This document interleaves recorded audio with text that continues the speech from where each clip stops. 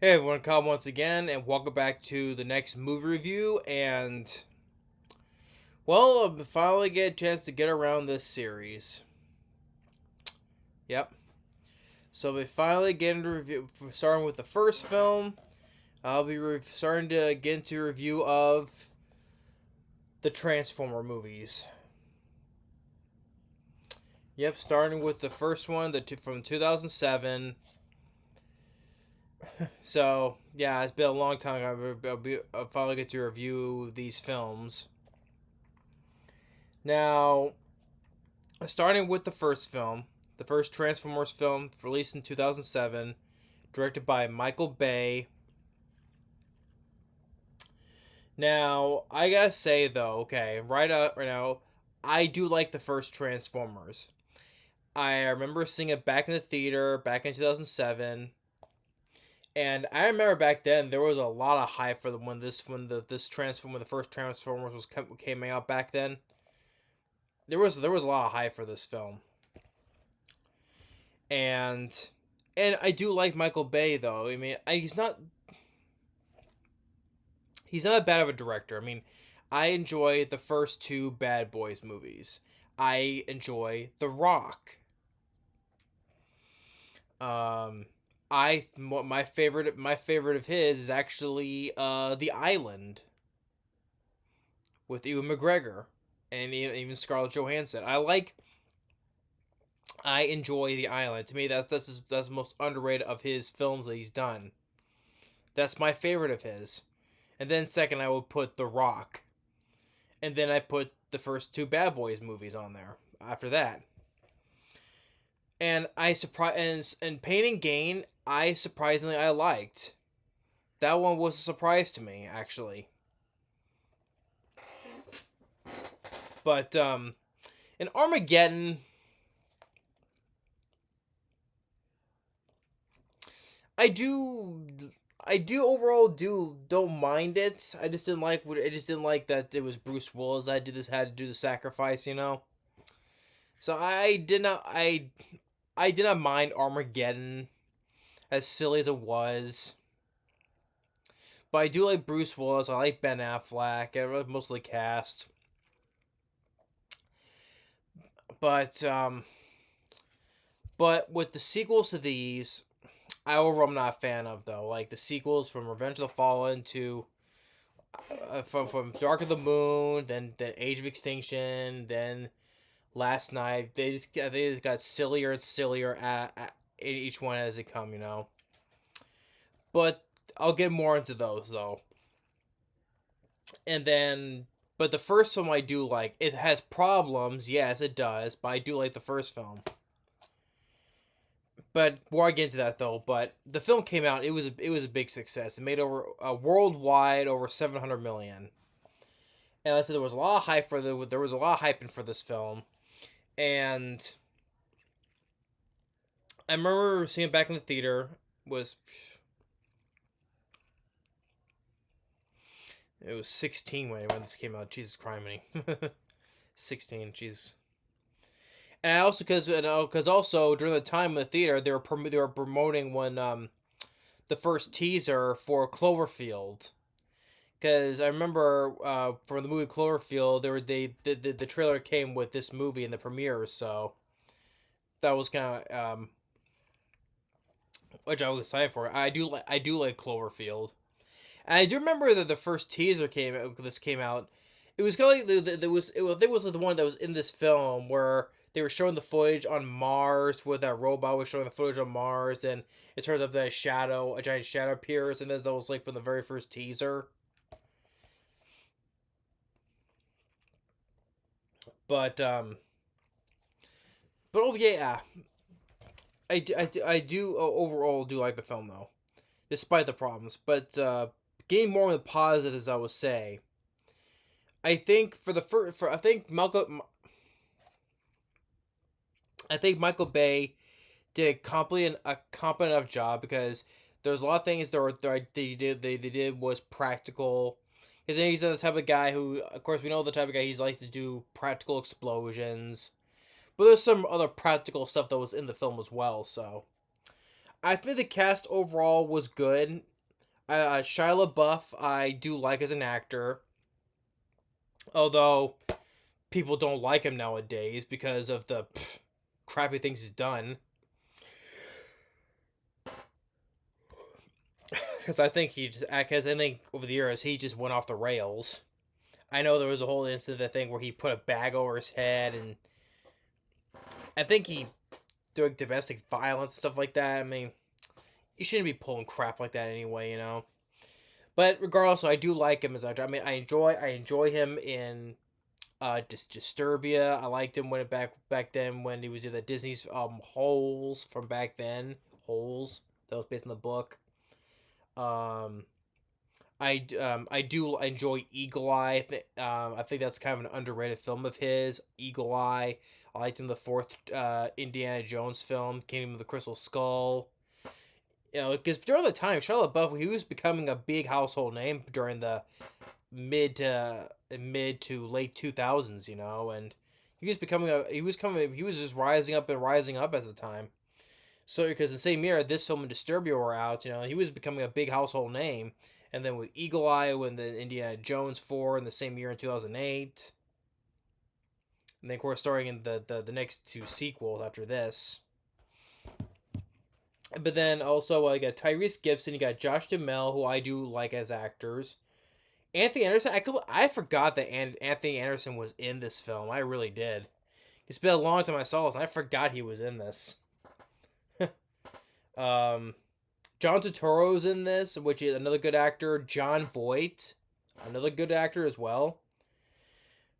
Thing I had mentioned, because speaking with problems, right off the bat, first problem, Megan Fox.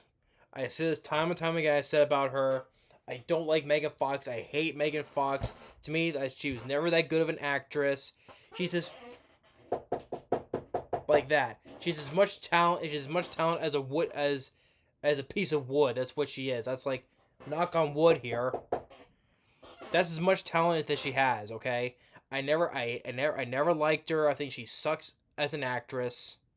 Okay, I never buy her as the tough woman. Never bought any of that.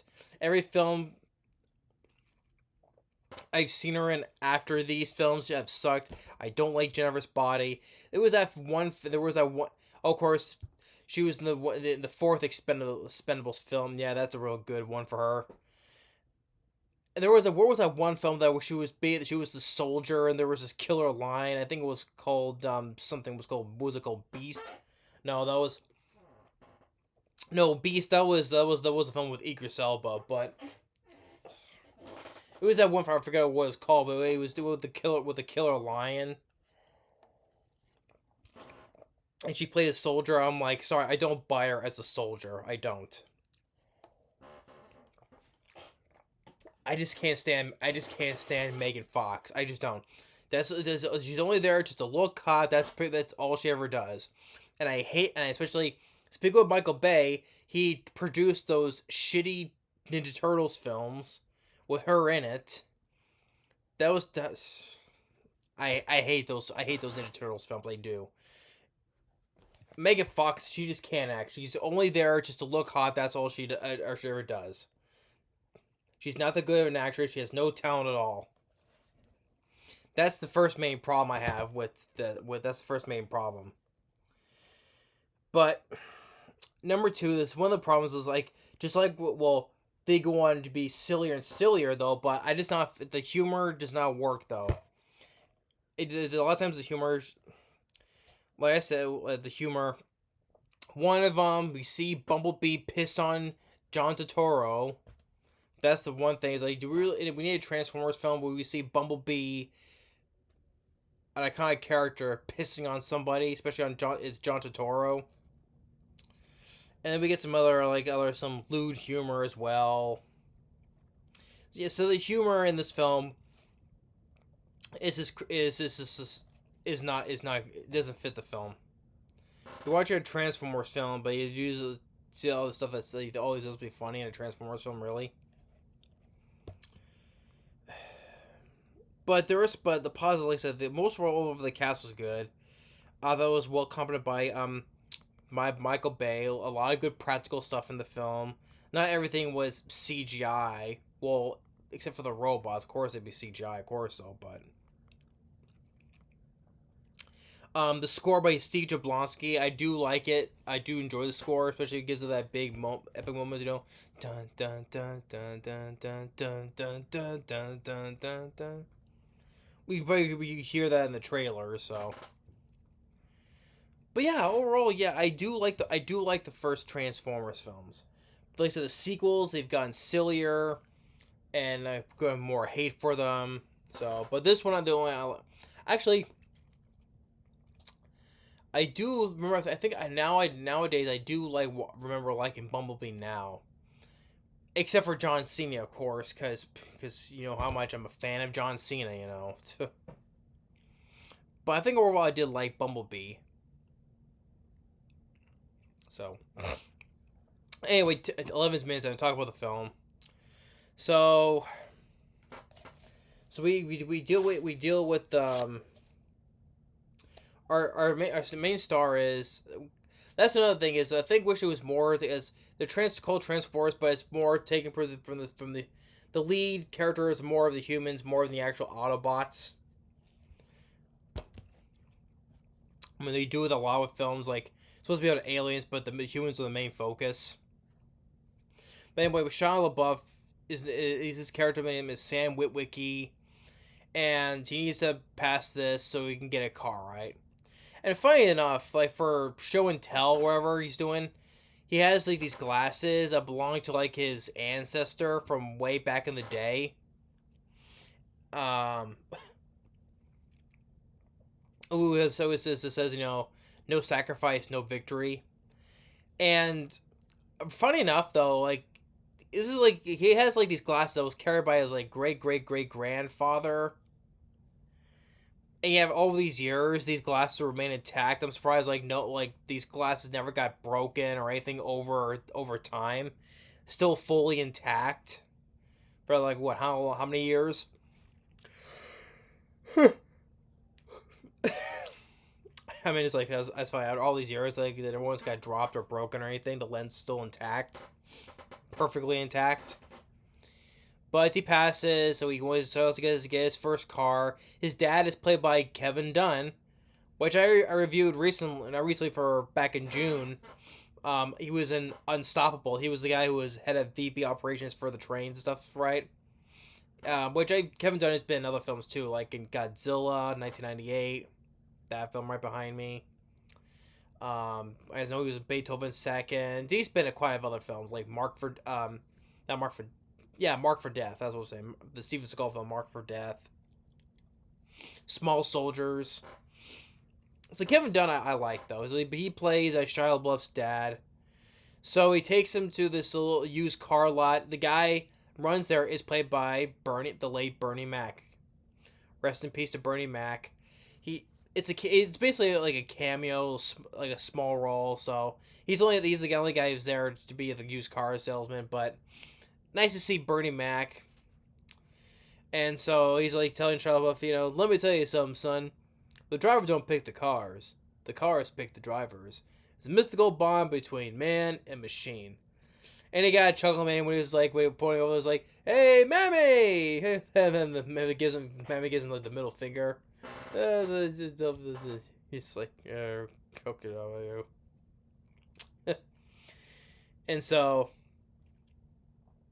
and then like Bumblebee's there pretending to be the used car, so he has Shia LaBeouf take a ride him, and Bumblebee makes all of these cars make all their windows break, and Bernie Mac is like, "Oh, 4,000," and that's it for Bernie Mac. So yeah, it was nice to see him for that small role right there. Rest in peace to Bernie Mac. And so, and then we could come with Tyrese Gibson and Josh Duhamel. They're soldiers overseas. Josh Duhamel, he's on the computer that his wife they just had a baby girl. So he just became a father, and then we see like this mysterious this helicopter comes in, which turns out to be a Decepticon in disguise. So it's tear up the army base. But there's some good uses of practical stuff, like things are being like good explosions, things being flying around, and then and then that's when more afterwards when Shia LaBeouf meets Megan Fox. Every time I see her on screen, I'm just like, oh god. I'm sorry. I'm not gonna sugarcoat on Megan Fox. I'm sorry. Every time I see her, just say, oh, she just sucks. And then, but almost like an hour to the movie is when the like the Autobots come in from the sky. But it's not until afterwards, like before the rest of the Autobots arrive. Like first Bumblebee, he drives off on his own, and then later Shia LaBeouf, he gets attacked by another Decepticon, a police car, disguised as a police car. I think his name is Barricade. Asking for Sam where the glass is, and that's what Bumblebee fights him. And does a little bit of a weird editing though. It's like they fight, and then like afterwards, like Bumblebee just kind of walks back towards Sam. I was like, after that, there's this big fight though, and then it like kind of like cuts away, and then all of a sudden, Bumblebee just gets back to Sam. I don't know what was that though. It's kind of weird editing.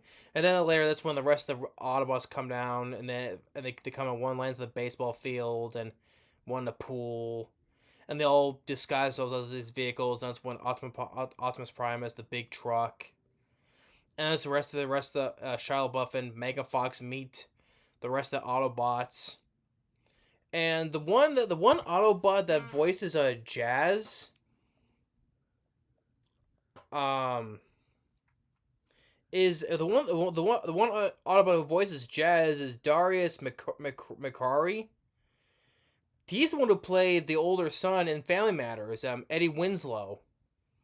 I'm like, damn, that's Eddie Winslow from Family Matters, really? He voices Jazz? Wow. I forgot about that too.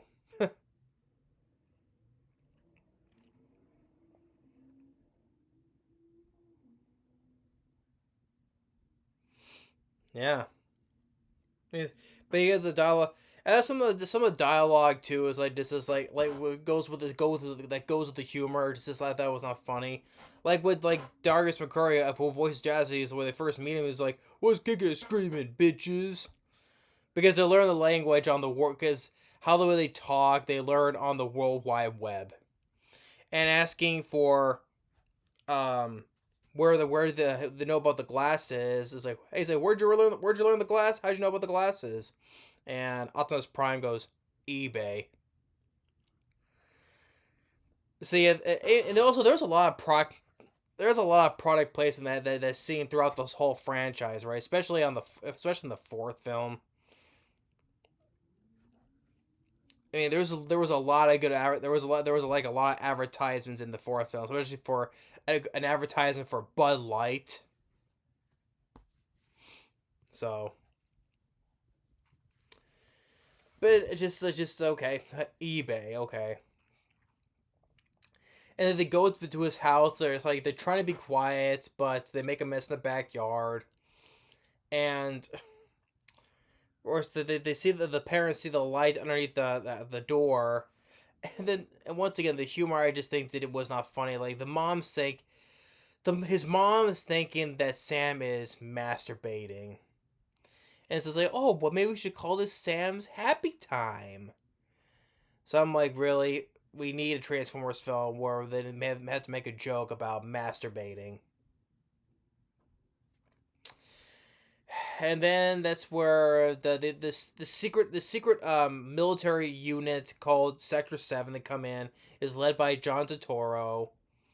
So, and John Turturro, I thought he was good as well. He was like making fun of like their little dog. He calls it the Taco Bell dog. But they take Sam, but then it's the Autobots rescue him, and that's when we see Bumblebee piss on John Turturro. That's when we need to see a classic character like Bumblebee pissing on John Turturro. Oh, and Optimus Prime, he's once again voiced by Peter Cullen because he did for like the for the original '80s animated movie. And I gotta be honest, a lot of people like the animated film. I don't though, because first of all, I gotta say I didn't grow up with I didn't grow up. Stop talking fast. I didn't grow up with Transformers. There are several other things like with characters and like stuff in cartoons back then. I did not grow up with. I didn't grow up with Transformers or some other characters. I like I said before, but I didn't grow up with them, and I never watched the animated movie back then. But seeing it nowadays, kind of like, uh, disappointing. You know, I just if I review that film some other time, I'll be similar down the road. But for now, I'm reviewing the live action films.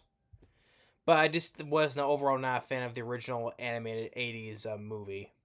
I mean, Peter Cullen was good as Optimus Prime. It was nice to hear Leonard Nimoy. Cool to hear him. Um, but yeah, but the Bumblebee. One at least another Bumblebee gets captured by Sector 7. And what was going on? You have this lady played by Rachael Taylor. She's like this hack who took some information regarding about the aliens. She goes to a friend of hers, played by Anthony Anderson, who's also a hacker. I did get chuckle out of him because he was like, he has his grandma, and he's like, "Shut up, Granny," or shut up, Grandma." I got a laugh out of that. Yeah, I like Anthony Anderson, so it's like funny. It's like how heavy he was back then, and nowadays he's lost a lot of weight. He's basically thin. But they both get arrested by the feds, and we see him in interrogation. Was another one I thought was not fun. Joke is not funny. We see Anthony Anderson eat a whole plate of donuts because they say if you eat all donuts, then you're not guilty and all that. And then we cut back to with Jon Voight. He's like the Secretary of Defense, I think he is. Nice to see Jon Voight in there. Um, but they get taken to Sector 7, and also come back for the soldiers like Tyrese Gibson and Josh Duhamel. Like they're in the desert, and they get chased by this scorpion-looking Decepticon. And some of the soldiers before they got attacked, some soldiers get killed. Like while they're in the desert, this other soldier gets killed. And it's like stabbed in the back from the tail and dragged. I mean, that's one thing I do like. When I first saw this, I saw this there. I enjoy this because I thought the Decepticons, they looked like they were an actual threat. They looked pretty menacing. And this is later, and just later on in the sequels, they just gotten sillier and goofier, you know. And but here, when I first saw them, they looked like they were an actual threat. So they get the glasses because Sam's great ancestor, when he fell into a hole in the ice, he found Megatron, and there was a flash in the location of the Allspark. This cube was embedded in his in the lenses of his glasses. I'm like after all these years, these glasses remain intact after all these years. Like not once they ever got stepped on or the glass got broken. If the lenses got broken, then the Autobots would have been screwed then, right? Because they said like the location of the Allspark was in the glasses. So it's a good thing after like how many, like 100 years or so, like these glasses remain intact after all that time, you know. So they find the location they found the location of the Allspark. Megatron is there, and Megatron he comes back because they took him to he was in Sector 7 for a long time, but he comes back, and Megatron is voiced by Hugo Weaving, which I would never been able to tell that was him because that was another thing back then. Like after the Matrix films, Hugo Weaving was starring a whole bunch of crap too. You know, like the Matrix films. Like he voices Megatron for the first three movies. Of course, starring in the Wolfman, and then later in Captain America. Like he was just being he was basically starring in everything back then. But he voices Megatron. I wouldn't be able to tell if that was him, though. So, they get the Allspark. And there was this bit where, like, Rachael Taylor, Anthony Anderson is with John Turturro and Jon Voight. Like, there was these small little Decepticons. There's some flame, like, John Turturro has a flamethrower. Jon Voight has a shotgun, is shooting. So you get a little fun fight there. Seeing Jon Voight shoot a shotgun at a robot. And then they get into the big city. Megatron is there also with other Decepticons, Starscream. And there's another Decepticon named Bone Crusher. And like I said, there's a lot of good practical stuff. Like this guy Bone Crusher, he's like kind of like roller skating, right? Deliberately smashes right through a bus, like you saw in the trailer. That was done. That was done practical for real. I do like that. And Optimus Prime, he got a badass moment there where he's fighting that Bone Crusher. You know, he has a sword took out his arm off, and then shoves it right up there, like through the chin. That was cool to see. Then the other Decepticons, like Bumblebee, he gets injured. He pretty much gets his legs blown off, and then the Megatron comes in and kills Jazz, rips him in half. And with those other Decepticons, like the helicopter one, like Josh Duhamel, he got a good moment in there too. Like he takes a motorcycle and he does like a slide, and he's sliding to the ground and shoots. Looked like he shot the helicopter Decepticon like up in its crotch area through its nuts. That's what it looked like. And then with Optimus Prime fighting Megatron. Megatron just kicks the shit out of Optimus Prime. But that's another current thing that a lot that happens in this franchise. Optimus Prime pretty much gets his ass kicked every single time in these movies, which I got tired of seeing. Like in the second film, he died, but then he came back to life. And then the third film, he got his ass kicked by Sentinel Prime. Fourth film, he got shot at by Lockdown, and still got his ass kicked by Lockdown.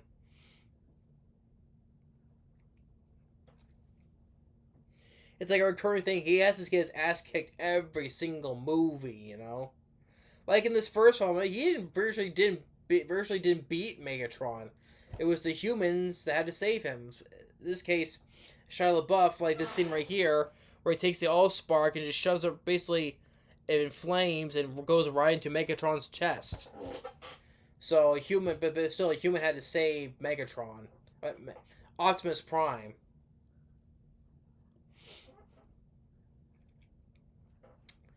But Starscream, he gets away. He started during the credits. He goes back up into space. That police car, Barricade, he disappears. We don't see him until, like, the fifth film, The Last Night.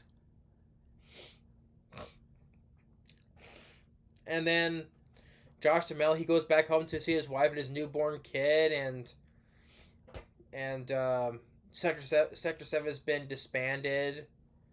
And then Megatron gets dropped deep in the ocean, and Shia LaBeouf is with Megan Fox.